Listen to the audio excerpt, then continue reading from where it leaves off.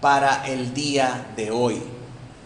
Muchos de nosotros estamos de acuerdo que el poder del sacrificio del Señor Jesucristo en la cruz, allá en aquel momento cuando Él se ofreció a sí mismo, fue crucificado por los romanos, cuando los judíos lo entregaron a los romanos, y murió en la cruz, ahí hay poder. Ahí estuvo manifiesto el poder mismo de Dios. Y nosotros podemos ir una vez y otra vez y otra vez a revisitar esa escena de la cruz y recibir todos los beneficios que de ese sacrificio expiatorio de Cristo proceden y son aplicables para nuestra vida. Pero para muchos, esa escena y ese poder es distante y bien alejado de nuestra vida hoy. Eso es algo del pasado. Eso es algo que estuvo allá. Es difícil para ahora, para este tiempo, para nosotros, ver ese poder aquí y ahora. Sí, lo vemos como algo distante que pasó hace mucho tiempo, pero que está vigente para nosotros, aunque en el proceso de cambio muchas veces no estamos seguros o no sabemos realmente cómo se aplica eso que sucedió en el pasado a nuestra realidad ahora. El otro asunto, la otra perspectiva del creyente es que creemos también en el poder de la vida futura. No podemos ser cristianos, hermanos, si no estamos apercibidos y si no estamos conscientes de que el Señor Jesucristo va a regresar y va a venir a salvar a su iglesia. Nos aferramos a esa promesa y eso es lo que distingue a un cristiano de cualquier otra religión. La esperanza del cristiano es una esperanza viva, es una esperanza en un mundo futuro, en la vida eterna que nos va a ser dada cuando nosotros seamos llamados a la presencia del Señor, o cuando el Señor venga nuevamente con sus ángeles a juzgar a este mundo y nos dé la vida eterna si todavía estamos vivos. Esa es nuestra esperanza. Entonces el cristiano promedio mira el poder en la cruz como una escena pasada, se aferra a las promesas del futuro, que es esa promesa de vida eterna, pero le cuesta aplicar ese poder en esos dos eventos a su realidad presente, al aquí y al ahora. Entonces, la pregunta que surge de todo esto es: ¿cómo hacemos nosotros para tomar el poder de la cruz y para tomar esa esperanza de la gloria futura y aplicarla a nuestra vida hoy, para cambiar nuestras circunstancias hoy, para cambiar lo que no nos gusta de nosotros hoy? Y ahí es donde está el problema. Y por eso es que estamos estudiando este tema. ¿Cómo cambia la gente? Para que podamos saber nosotros precisamente cómo podemos hacer eso. Así que quiero en esta mañana desarrollar un poco más acerca de este tema y ver, en primer lugar, esa necesidad que todos tenemos de cambiar. Todos nos hemos enfrentado con situaciones difíciles que quisiéramos cambiar como por arte de magia, ¿verdad? Las cosas no cambian automáticamente. Si vamos a cambiar, si va a haber una diferencia, un antes y un después, tiene que haber o tiene que darse cierto paso. Desgraciadamente, entre aprender cómo aplicar ese antes y ese después, ese pasado y ese futuro, nosotros llenamos el aquí y ahora con filosofías vanas en lugar de verdades del Evangelio. Y esto fue lo que tratamos en la clase anterior. ¿Cómo o a qué recurren las personas para poder aplicar el poder de la cruz y la esperanza de la vida futura a su situación actual? ¿Qué es lo que hacen? Llenan su calendario, llenan sus actividades su agenda de diferentes actividades. Y hay personas que piensan que el cambio, que propiciar ese cambio, se trata de involucrarse en más actividades en la iglesia. Y eso no es cambio verdadero, eso solamente es activismo. Hay personas que piensan que para cambiar necesito llevarme con más hermanos y salir con más hermanos y tener comunión con más hermanos para cambiar mis circunstancias actuales. Y eso no es un verdadero cambio. Eso es socialización. Porque ¿qué pasa si usted se va a vivir a otro país? Si usted se va a vivir a otra ciudad, ya no va a tener amigos. ¿Y qué va a pasar? Ya no va a ser cristiano. Ya no va a seguir en esa senda del cambio.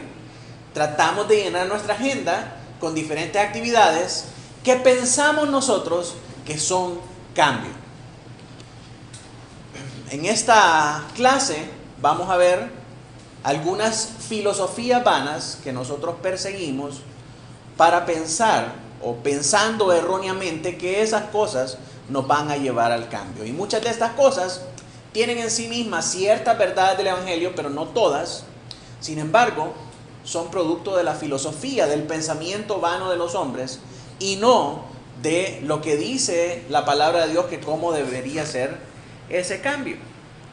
Entonces, vamos a leer primeramente en la palabra del Señor algunas de las advertencias que nos da el apóstol Pablo con respecto a poner nuestras esperanzas en esta filosofía vana del mundo. Miren lo que dice Colosenses 2 del 6 al 8. No sé si alguien me quiere ayudar a leer. Colosenses 2 del 6 al 8. Puede buscarlo en su Biblia o leerlo aquí al frente si se alcanza a leer.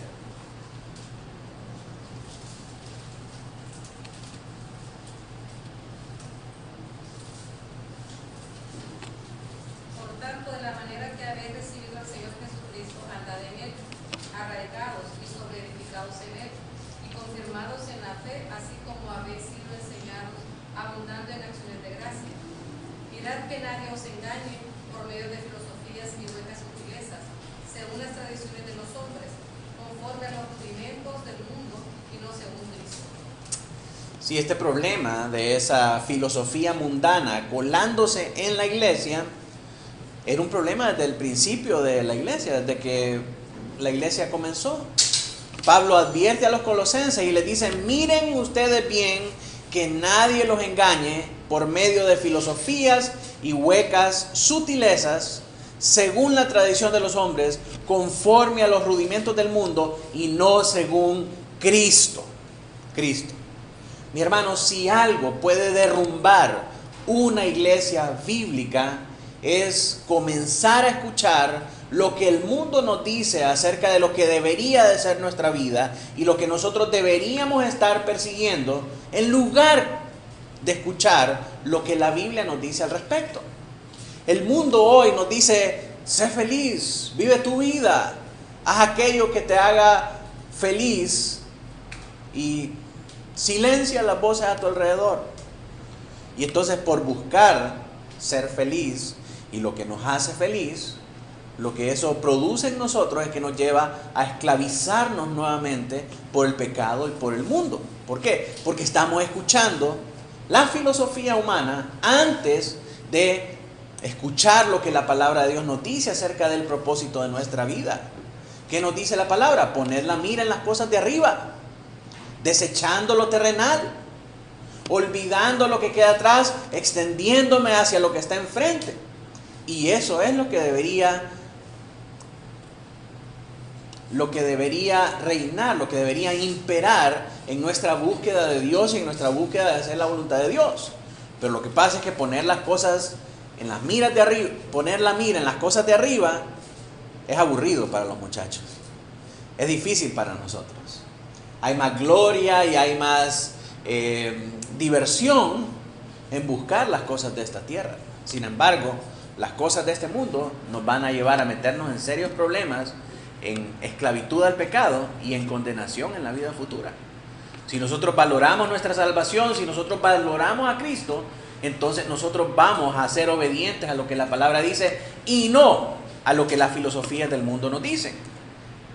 Entonces, Pablo está interesado en que no permitamos que seamos esclavizados con la vana y engañosa filosofía.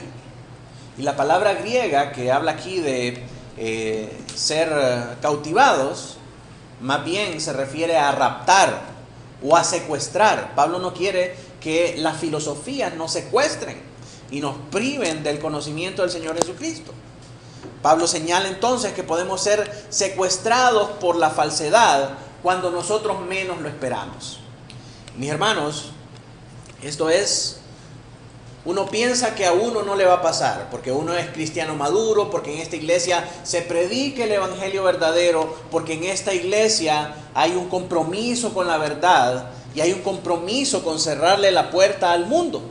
Pero basta con que los padres escuchen el consejo de sus hijos impíos para perderse de hacer la voluntad del Señor. Con que venga su hijo y le diga: papá, mira, a mí me gusta la iglesia y todo, pero es que en esa iglesia no hay amor, en esa iglesia no se siente el Espíritu Santo, en esa iglesia no se miran las señales sobrenaturales que hay en otros lados, en otras iglesias. Esa iglesia está muerta. Pero ¿sabes qué, papá? Yo quiero ir a una iglesia que es más dinámica, que es más juvenil, que toman en cuenta a los jóvenes y hacen todo lo que a nosotros nos gusta hacer. Aunque en esa iglesia no prediquen la palabra de Dios. Y entonces uno viene y dice: sí, está bueno, en vez de que mi hijo ande en la calle o ande haciendo un montón de cosas, lo voy a apoyar con que vaya a esa iglesia.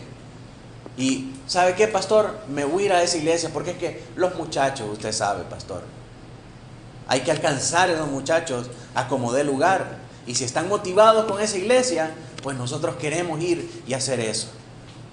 Mis hermanos, estamos escuchando el consejo de nuestros hijos que son impíos, que no han nacido de nuevo. ¿Cómo puede ser posible que impere el consejo y la voluntad de alguien que no conoce a Dios, que no conoce lo que dice la palabra acerca de cómo Dios tiene que ser adorado, y lo estamos escuchando por sobre encima de lo que nosotros sabemos que es cierto?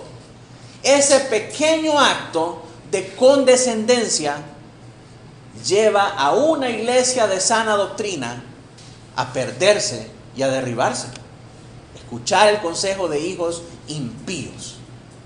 Hablábamos ayer con los hermanos en la academia ministerial de qué lamentable es leer las palabras en la Escritura que dicen que se levantó una generación que no conoció a Jehová y se fue tras dioses ajenos.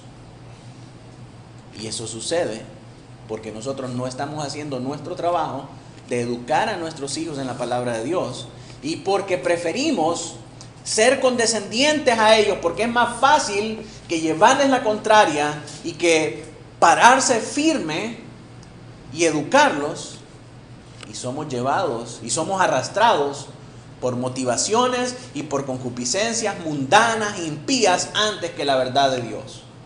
Entonces, hermanos, de esto es de lo que nos está tratando de advertir Pablo. No tenemos nosotros que desvariar, no tenemos que desviarnos de la verdad de la palabra.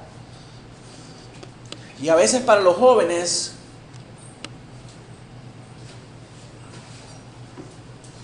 es más fácil escuchar el consejo de sus amigos, el consejo de sus contemporáneos y aún el consejo de padres impíos que le dicen: mira, en esa iglesia te están lavando el coco.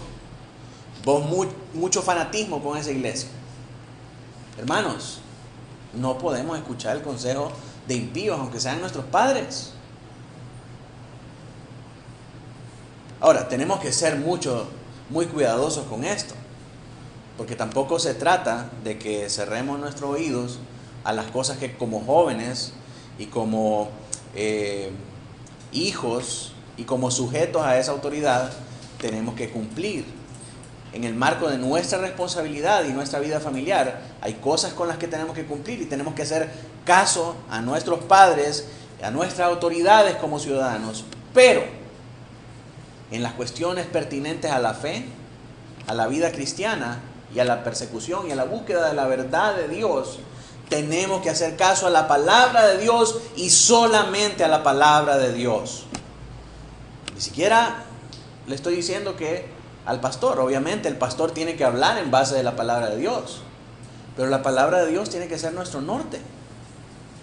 Así que si en algún momento el pastor le está hablando o le está aconsejando algo que no procede de la palabra de Dios, con el propósito de esclavizar su conciencia, en ese momento es llamado también a desobedecer. Los pastores solo tenemos autoridad sobre la congregación y sobre los hermanos en lo que la palabra de Dios nos dice. Así que en todo momento el propósito es huir de las filosofías vanas, huir de esas filosofías mundanas. Nos urge vivir con nuestros ojos abiertos a las influencias culturales que buscan ganar nuestra lealtad cuando no estamos poniendo mucha atención. ¿Qué dice el mundo actualmente?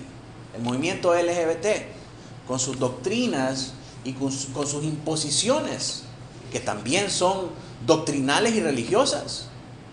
Ellos están tratando de menoscabar a la familia, menoscabar el concepto de Dios, del amor, de las relaciones, de las personas, del hombre bíblico, de la mujer bíblica. Y nos dicen con un eslogan atractivo: love is love. Amor es amor, no importa de dónde venga. No importa si son dos hombres amándose, no importa si son dos mujeres amándose. Y los hombres dicen, no, en verdad, los jóvenes dicen, en verdad, hay que ser tolerantes, hay que respetar a esta gente, hay que ser condescendientes con lo que ellos quieren. Ellos quieren casarse, que se casen. ¿Qué hay de malo en eso?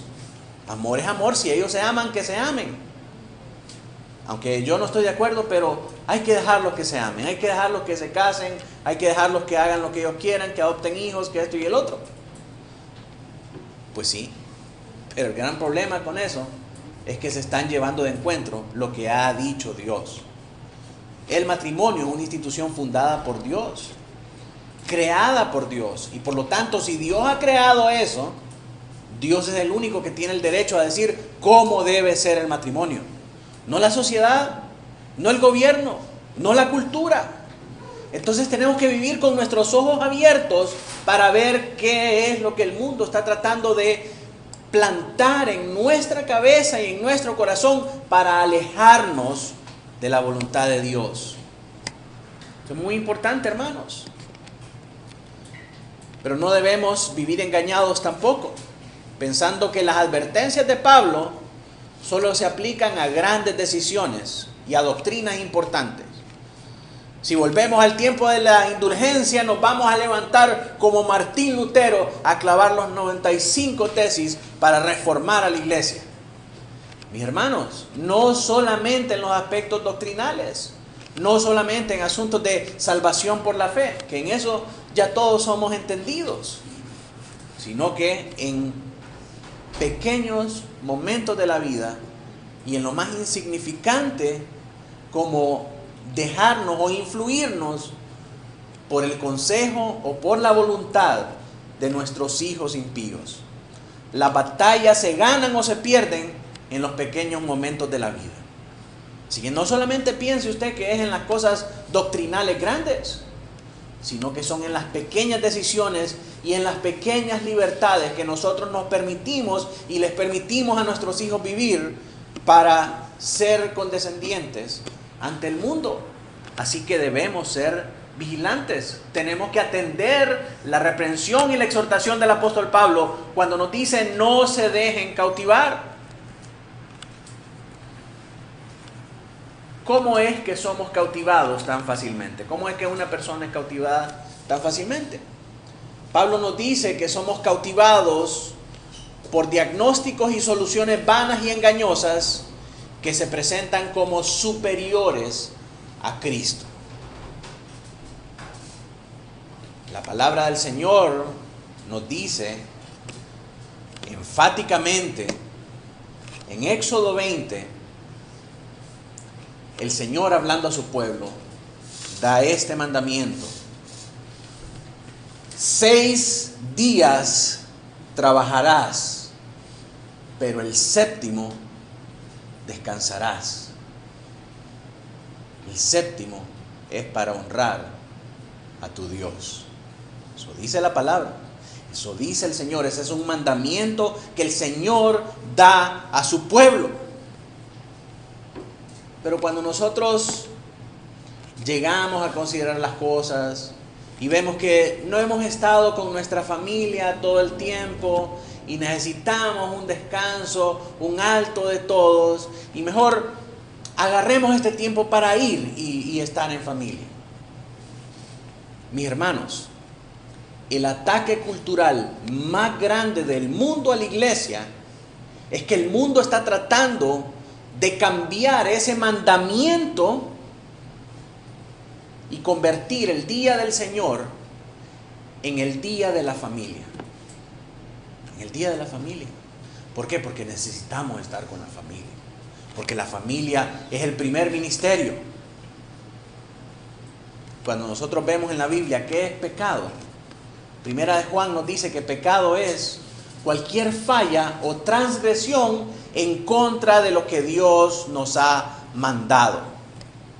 Eso es pecado, eso nos dice Primera de Juan que es pecado. Cualquier falla en obedecer la ley de Dios.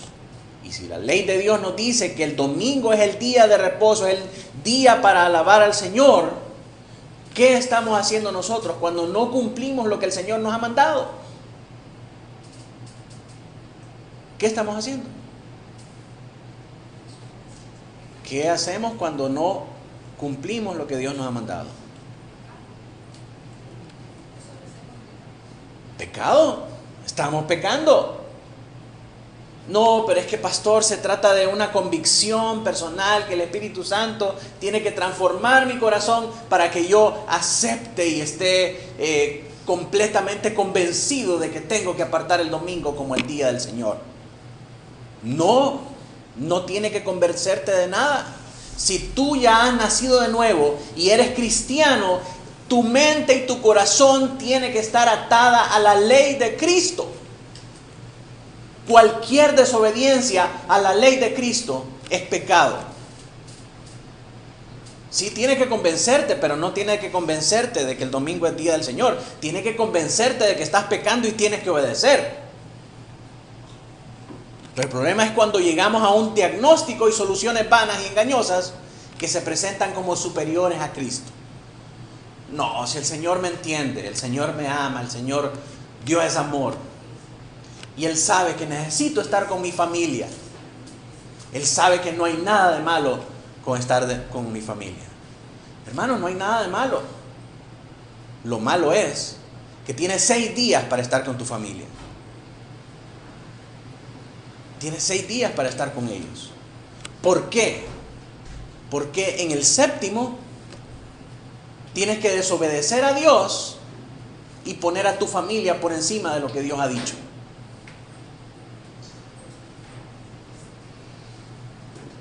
¿Se da cuenta? Con estos pequeños diagnósticos y soluciones vanas que presentan nuestras necesidades como mayores a Cristo, nosotros vamos incursionando o vamos permitiendo que estas filosofías engañosas se metan en la iglesia. Y ese es solo un ejemplo. Ese es solo un ejemplo. Hay mucho más.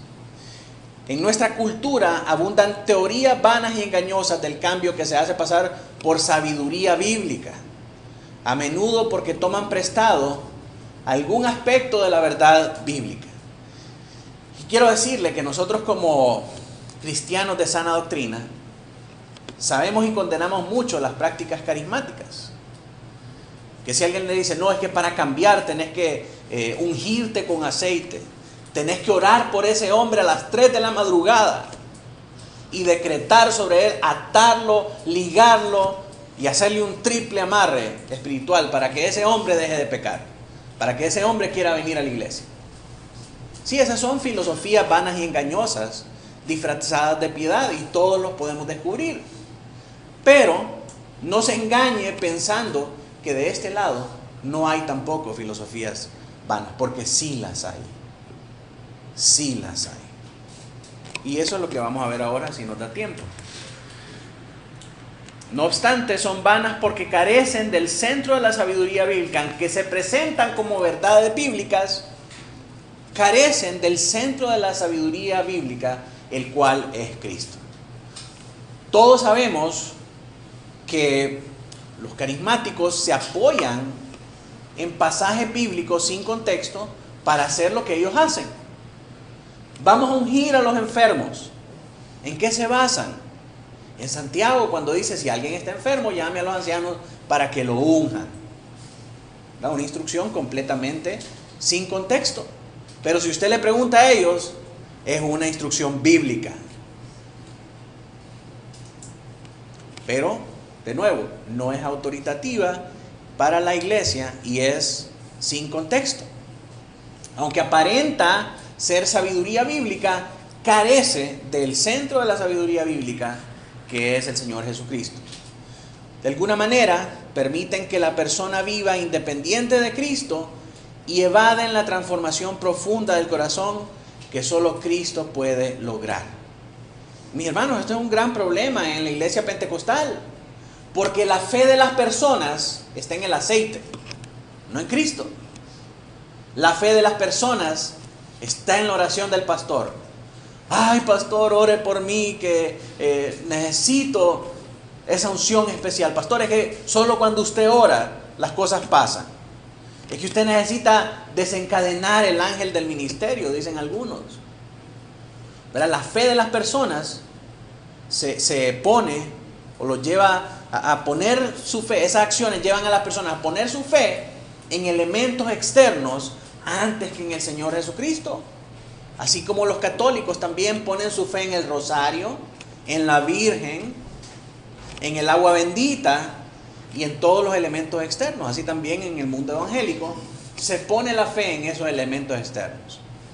En mi Padre espiritual, en la cobertura del ministerio, en el aceite, en el vino, en el pan, en los amarres, en esto, en el otro. Ponemos la fe en las cosas externas y eso es filosofía vana. Todos esos son distractores que nos llevan a quitar nuestra fe del Señor Jesucristo. Y uno piensa que lo que uno necesita para cambiar es eso. Que me unjan. Que el pastor haga un amarre.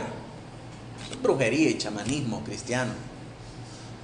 ¿Verdad? La gente cambió de los brujos y se fue ahora para los milagreros con el propósito de tener la conciencia tranquila de que están haciendo algo cristiano o espiritual. Pero ¿a dónde está Cristo en esas prácticas? Si nuestra fe está en los elementos externos, no está en el Señor Jesucristo. Entonces eso nos distrae de lo que realmente deberíamos estar haciendo para cambiar.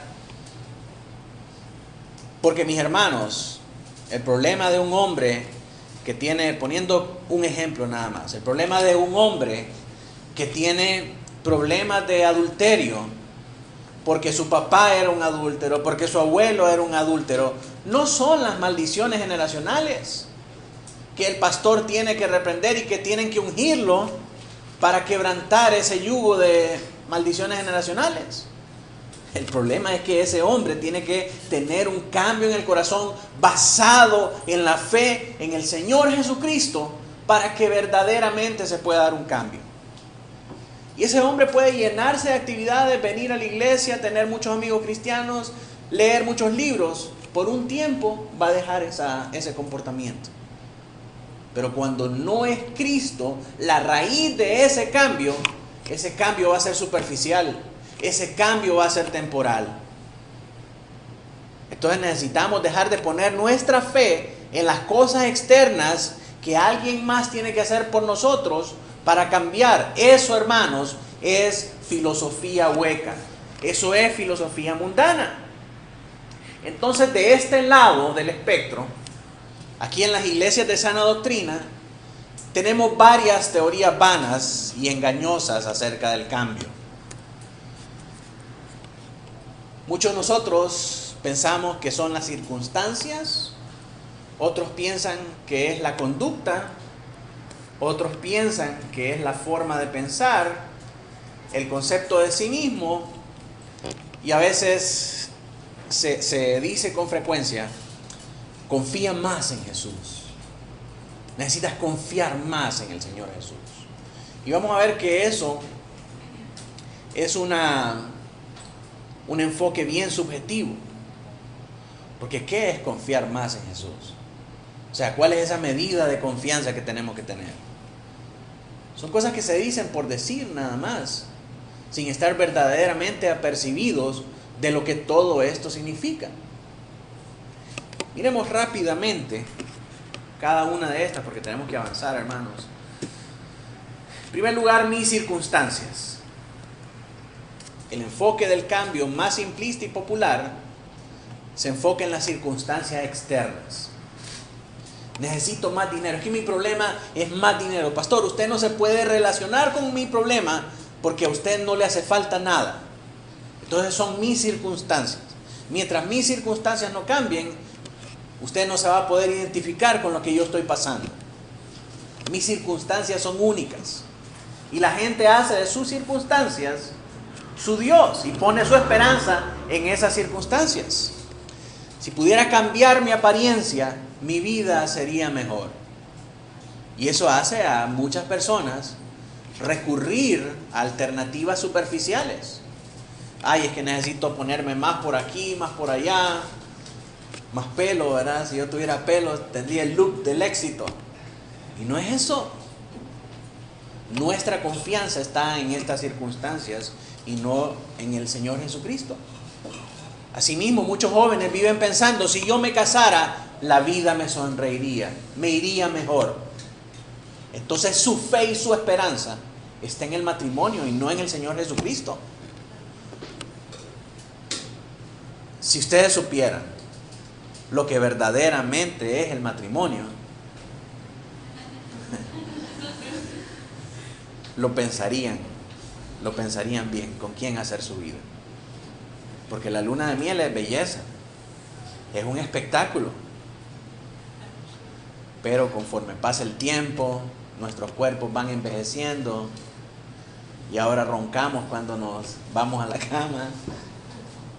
Entonces ahí es donde se prueba el amor verdaderamente.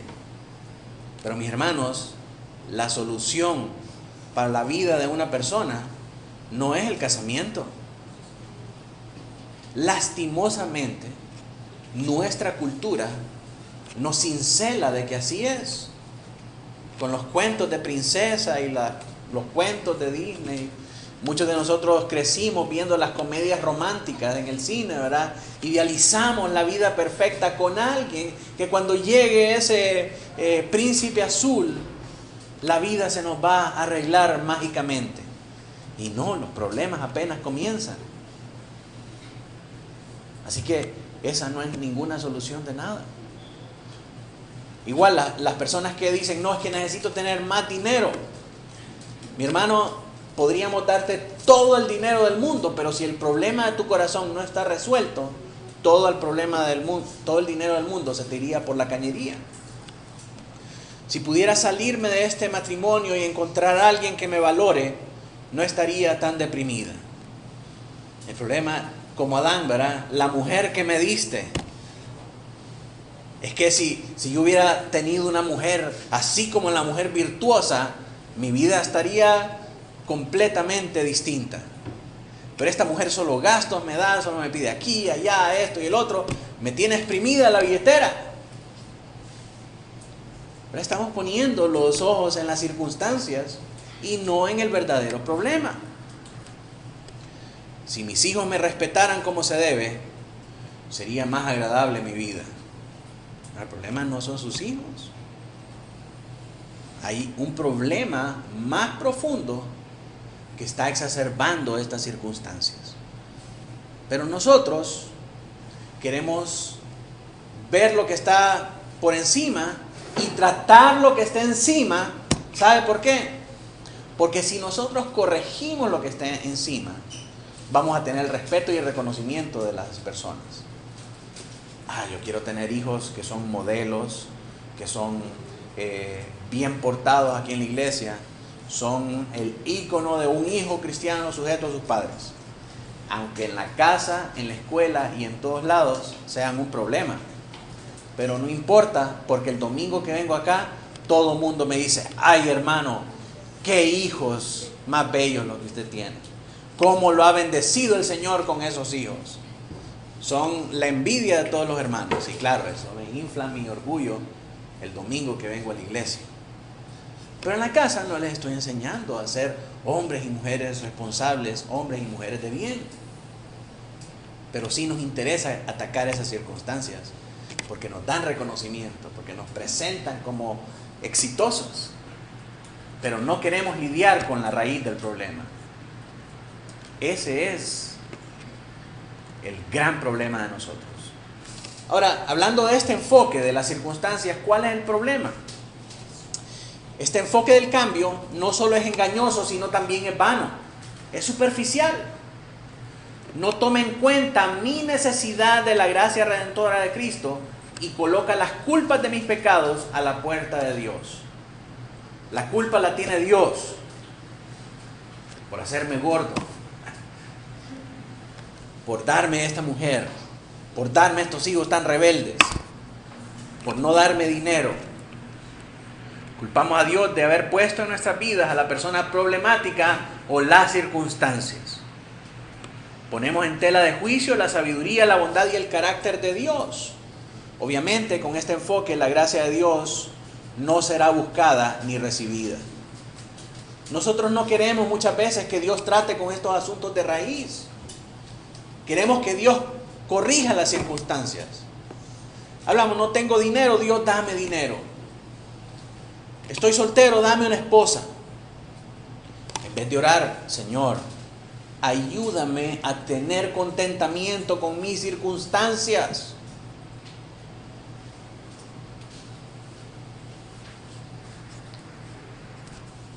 Y esto se remonta a los principios de la humanidad. Génesis 3:12, cuando el hombre cae en pecado, ¿verdad?, y Dios lo confronta, Adán le dice: la mujer que me diste por compañera me dio del árbol y yo comí. Y le van a preguntar a la mujer, y la mujer dice: la serpiente me engañó.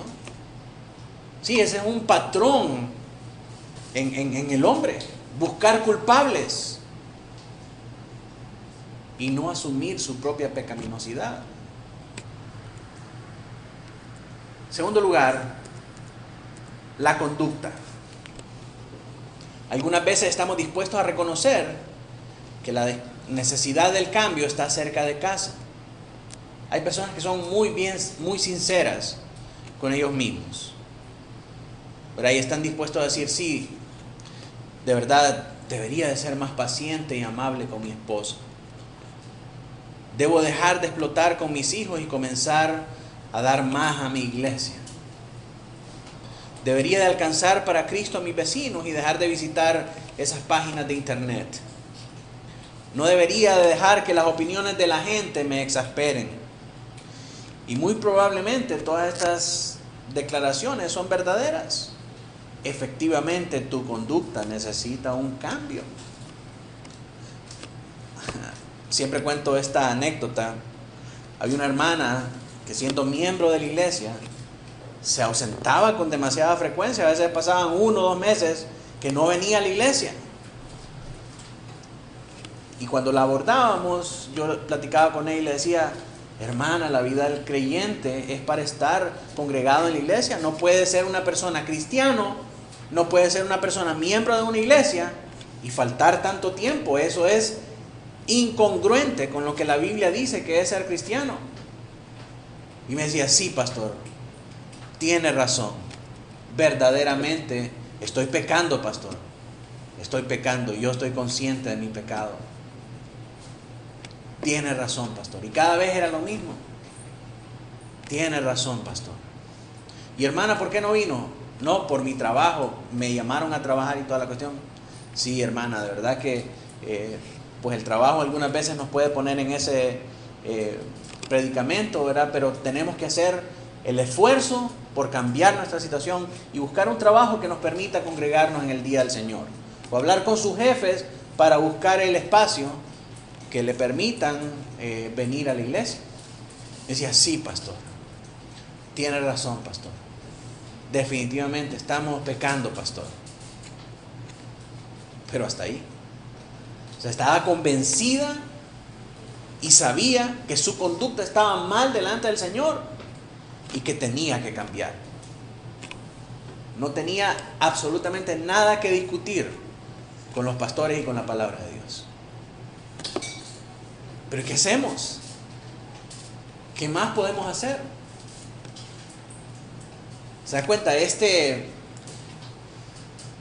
problema realmente es un problema serio para la iglesia, porque muchos estamos así.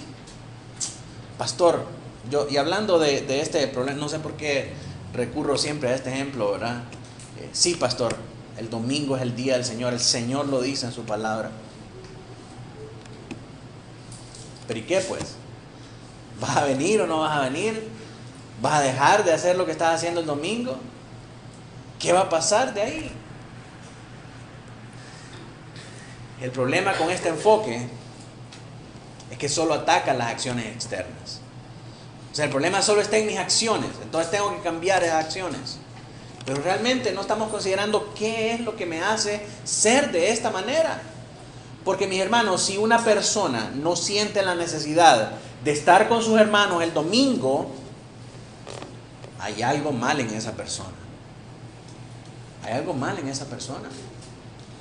Si una persona no se siente que está pecando cuando accede a la pornografía en su teléfono o en cualquier otra plataforma, hay algo malo en esa persona.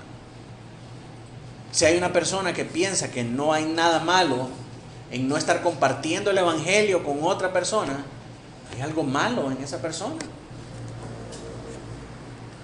Este enfoque no atiende las razones por las que continúa haciendo las cosas que está haciendo.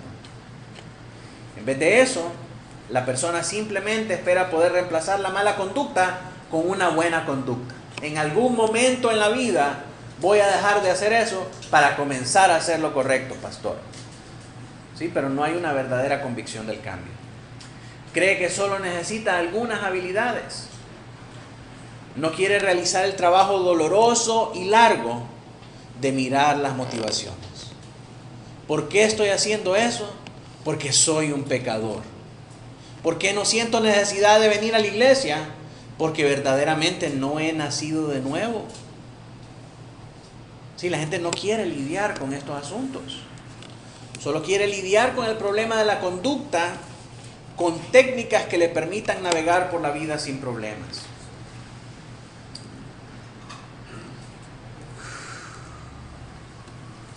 ¿Qué tiene esto de malo? Algunos piensan que la manera en cómo abordar estos asuntos es que necesitan leer más la Biblia. Necesitas aplicar estos versículos a tu vida, copiarlos en un cuaderno y andarlos en el carro, en la oficina y leerlos cada vez que quieras pasar por esas páginas o hacer lo que no debes hacer. ¿Y qué tiene eso de malo? Que efectivamente necesitan aprender habilidades para cambiar estas situaciones. Y la Biblia está llena de principios y mandamientos para aprender a ser pacientes, para hablar de la verdad en amor, para escuchar bien, para hablar gentilmente y de una manera edificante. No obstante, el enfoque en la conducta para el cambio es hueco, es vano, porque no toma en cuenta la necesidad de Cristo y su poder para cambiar primero el corazón y luego la conducta. El cambio, para que sea duradero, verdadero y permanente, tiene que ser de adentro para afuera, no de afuera para adentro. En vez de eso, incluso en la versión cristiana de este enfoque, separa los mandamientos de la Escritura de su contexto en el Evangelio y centrado en Cristo. Los pasajes de la Biblia que enfatizan la necesidad de una nueva conducta están basados en el cimiento de la gracia de Dios, obrando para cambiar nuestros corazones por medio del poder del Espíritu Santo. La Biblia nunca nos lleva a cambiar solamente conductas y comportamientos externos. Todos estos cambios están basados en el conocimiento de Cristo. Cuando los apóstoles eran movidos a evangelizar, por ejemplo, vemos el caso de Andrés. Andrés corrió, era un pescador. Vivía su vida pescando y pensando que no había otra cosa más que eso. ¿Qué fue lo que movió a Andrés a ir y presentar el evangelio a su hermano Pedro? No que Andrés aprendió a evangelizar, estuvo en un taller de Ray Comfort para presentar el evangelio. ¿Qué fue lo que cambió? ¿Qué fue lo que motivó a Andrés a compartir el evangelio? el encuentro verdadero con el Mesías, el encuentro verdadero con Cristo. La palabra y el Espíritu obrando juntos nos habilitan para ver a Cristo en todo su poder y misericordia. Y esto nos lleva a un cambio de corazón al nivel de lo que adoramos y atesoramos en un momento dado. El cambio, mis hermanos, debe ser vertical primero para que pueda manifestarse horizontalmente. Es decir, tiene que haber un cambio que procede de nuestra relación directa con Dios para que ese cambio pueda afectar horizontalmente nuestras relaciones con los hombres. Vamos a quedarnos hasta ahí por motivos de tiempo y voy a pedirle que se ponga de pie para que oremos todos juntos. En nuestra próxima clase vamos a ver estas últimas tres teorías vanas de filosofía, y vamos a ver también, si nos da el tiempo, algunas maneras correctas de cómo la Biblia nos presenta este cambio. Oremos al Señor. Padre nuestro que estás en el cielo y en todo lugar, te damos gracias por esta clase. Gracias, Señor, por este conocimiento que nos lleva a desafiar las teorías vanas que muchas veces nosotros aceptamos pensando que son cambios, pero solamente son ataques a conductas, actitudes y comportamientos externos que no son sostenibles por tu palabra. Guíenos ahora, Señor, hacia un cambio verdadero, hacia un cambio de corazón, Señor, a atacar la raíz de los problemas y no solamente las manifestaciones externas, Señor. No solamente para cambiar por cambiar, Señor, sino para tener una mejor relación contigo, una relación de obediencia, una relación que te glorifique, Señor, y que se manifieste en nuestras relaciones y en la mejora de nuestras relaciones con nuestros cónyuges, con nuestros hijos, nuestros familiares, nuestros amigos, compañeros de trabajo y todas las personas alrededor de nuestros círculos de influencia. En el nombre de Cristo Jesús, amén y amén.